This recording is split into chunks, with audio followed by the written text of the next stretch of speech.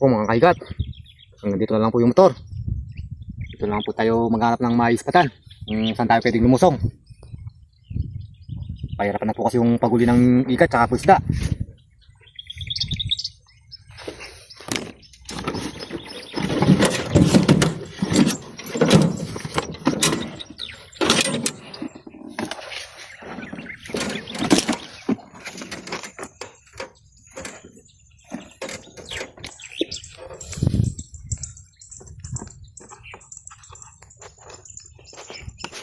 Po mga kaigat, sa lahat po pala ng hindi na nabibigyan ng pangulam na bulig, maghintay lang po kayo kasi po ngayon medyo mayroon na po yung paghuli ng igat tsaka po isda dahil malalim po lahat yung mga sapa.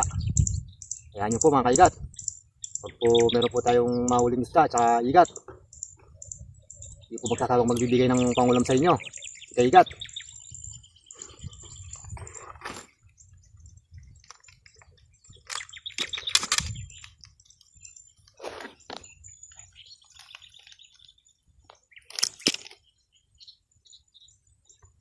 Sige po mga kaigat, luto na po tayo. Kala po tayo kung saan tayo pwedeng lumusong. Baka po sakaling meron po tayong mahuli.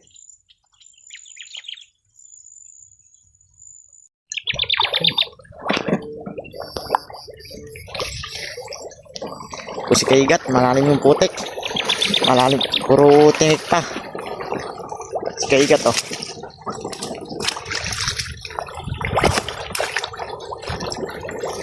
Malalim na yung putik, puro tinik pa. Yeah, bulig. Yan, bulig. Nakahuli siya. Isa. Oh.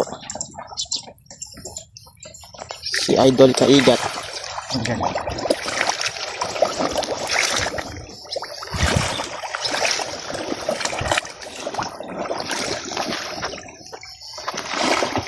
Yan nyo po, kalalim po ng putik oh.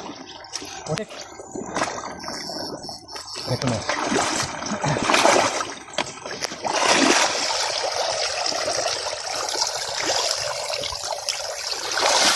Oh, may nahabol po si Kaigat.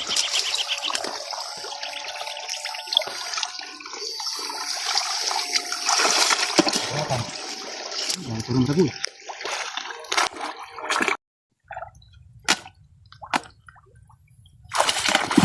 Yun po, may nahabol si Kaigat. Bulig yata yan.